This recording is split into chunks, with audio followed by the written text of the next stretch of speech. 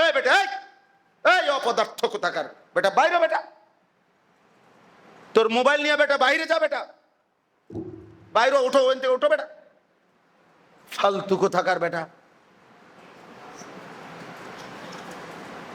সে এখানে বসে ফাইজলামি করতেছে মোবাইল নিয়ে। হা বেটা, মুসলমানের বাচ্চা, অসভ্যতা শেষ হবে কোন দিন?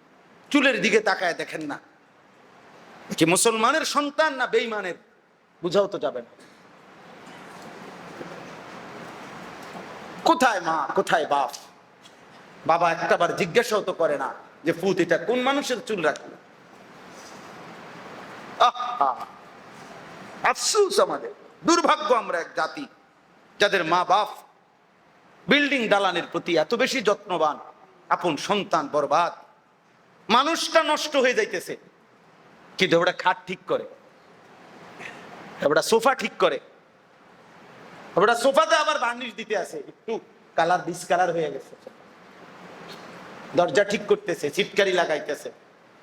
ছেলে এক ওয়াক্ত নামাজ পড়ে না, মেয়ে সারা দিন সারা রাত অসভ্য ছেলের সাথে নষ্টামি করে, নোংরামি করে, বিবি সারাদিন সারা রাত হয় মোবাইলে নয়তো টেলিভিশনে নাচ গান দেখে, বউ নষ্ট হয়ে যাইতেছে, ছেলে মেয়েও নষ্ট হয়ে যাইতেছে, উনি সোফা ঠিক করে বুঝছে চাচা আর